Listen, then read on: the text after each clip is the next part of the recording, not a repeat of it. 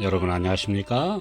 오늘도 계속해서 요한계시록 14장 우리 첫째 천사의 기별 우리 말씀을 나누고 있는데요.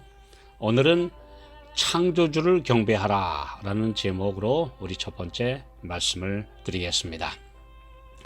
요한계시록 14장 7절 그가 큰 음성으로 가로되 하나님을 두려워하며 그에게 영광을 돌리라.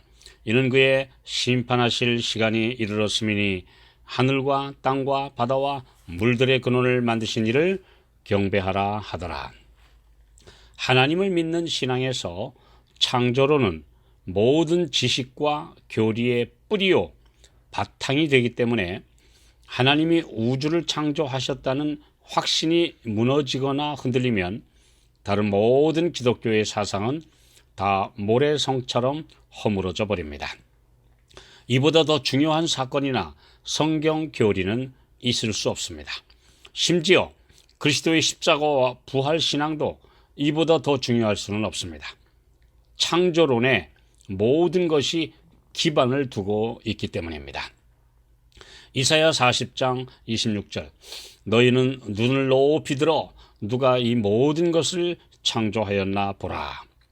19세기에 진화론이 등장하면서 창조에 대한 도전이 사람들 사이에서 일어날 때 이 첫째 천사의 메시지가 온 세상에 울려 퍼지기 시작했습니다. 1848년 칼 마르크스는 무신론 사상인 공산주의를 가장 인류의 이상이라고 선언했고 1859년 찰스 다윈은 종의 기원을 저술해 진화론을 발표했습니다. 이어서 성경의 역사와 영감에 불신을 일으키는 고등 비평이 생겨났고 허무주의와 초인주의 철학이 널리 퍼졌습니다. 진화론에 의한 회의주의가 수많은 사람들의 믿음을 파괴했고 무신론에 기반을 둔 공산주의 혁명이 러시아의 볼셰비키 혁명부터 시작해서 전 세계 정치와 사회를 격렬한 투쟁으로 뒤흔들었으며 나치즘과 파시즘 같은 괴물이 등장해 세계 대전을 일으켰습니다. 지금도 이런 무신론 사상에 입각한 공산주의 사상이 많은 사회에서 테러와 전쟁과 폭동을 야기하고 있습니다. 이 사상적 갈등은 지금 오늘날도 우리 주위에 심각하게 일어나고 있습니다. 하나님의 창조와 구속을 부인하고 거절하면 그런 사람의 마음에는 양심이 작동하지 않게 됩니다. 양심은 성령께서 접속하시는 안테나인데 이것이 마비되면 성령의 감화가 막혀버리게 되어 사탄의 악한 감화가 그 사람을 지배하게 됩니다. 이런 사탄이 일으킨 온갖 철학과 사상에 맞서 하나님께서는 첫째 천사의 메시지를 통해 창조주를 경배하라고 선포하셨습니다. 이와 함께 성서 고고학을 통해 땅속에 묻혔던 역사적 증거들의 발굴로 성경 역사와 예언의 진실함을 증거하셨습니다. 창조의 신비를 증명하는 과학의 발견과 성경의 기초를 둔 위생학과 건강에 관한 진리들을 통해 하나님의 말씀이 얼마나 탁월한지를 보여주심으로 그분이 살아계심을 증거하게 하셨습니다. 인간 이성이 해결할 수 없는 품성의 변화와 희생적인 신앙을 가진 하나님의 종들을 통해 인간 존중의 고귀한 모본을 보게 하셨습니다. 전도서 12장 1절 너는 청년의 때 곧 곤고한 날이 이르기 전 나는 아무 낙이 없다고 할 해가 가깝기 전에 너의 창조자를 기억하라. 왜 창조주를 기억하는 것이 인생에서 가장 중요한 근본이 될까요?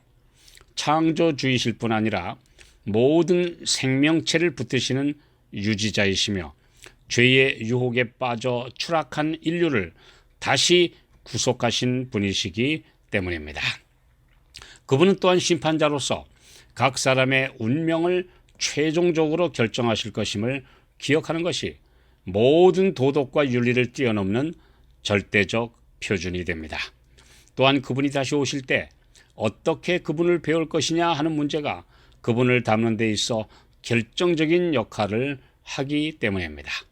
하나님의 형상을 닮은 사람으로서 그 높은 이상에 걸맞게 살아가야 한다는 것이 그리스도인들의 삶의 목표입니다.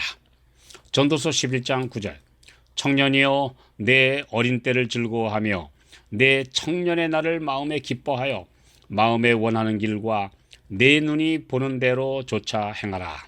그러나 하나님이 이 모든 일로 인하여 너를 심판하실 줄 알라. 이 세상에 사는 모든 사람은 창조와 구속을 통한 주님의 소유물이 되었습니다. 이 사실을 인정하고 그분의 자녀답게 살아가는 것은 모든 그리스도인이 가져야 할 삶의 원칙입니다. 동물의 후예가 아니라 하나님의 형상, 곧 그분의 품성을 닮은 존재라는 자존심, 그리고 우리가 우연히 또는 아무 가치 없게 생겨난 존재가 아니라 하나님의 자녀라는 그런 정체성에 대한 믿음이야말로 모든 신앙의 뿌리입니다. 창조주를 기억하는 것은 방종을 막는 방패이며 그릇된 길로 가서 추락하는 것을 방지하는 방벽이 됩니다. 예수님의 십자가와 부활과 승천, 그분의 구원의 은혜는 모두 창조에 기초해서 이루어진 것이며 최종적인 재창조로 모든 역사가 완성됩니다. 하늘과 땅과 바다와 물들의 근원, 즉 생명의 모체이며 기본 요소인 물까지 만드신 분께서 이 사실을 절대 잊지 말도록 시간 속에 그분의 도장을 찍으시고 사람의 마음에 새기신 사실이 어디에 기록되어 있습니까?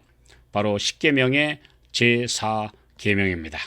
출애굽기 20장 11절 이는 엿새 동안에 나 여호와가 하늘과 땅과 바다와 그 가운데 모든 것을 만들고 제7일에 쉬었습니다. 그러므로 나 여호와가 안식일을 복되게 하여 그날을 거룩하게 하였느니라. 아무 날이나가 아닙니다. 그리고 사람 마음대로 옮겨도 되는 날이 아닙니다. 하나님의 창조로 내가 있다는 사실은 우리 신앙의 뿌리입니다. 그래서 사탄이 창조에 대한 믿음을 허물기 위해 집요하게 넷째 계명을 공격하고 있는 것입니다. 창조의 기념일을 거룩히 지킴으로 믿음에 굳게 서도록 우리 가족과 이웃에게 하나님을 바르게 나타내는 것이 우리 성도들의 첫째가는 사명입니다. 여러분 다시 한번 부탁드립니다. 우리 구독자가 증가하면 우리 방송이 더 널리 알려질 수 있습니다. 여러분 가급적이면 그렇게 해주시면 감사하겠습니다.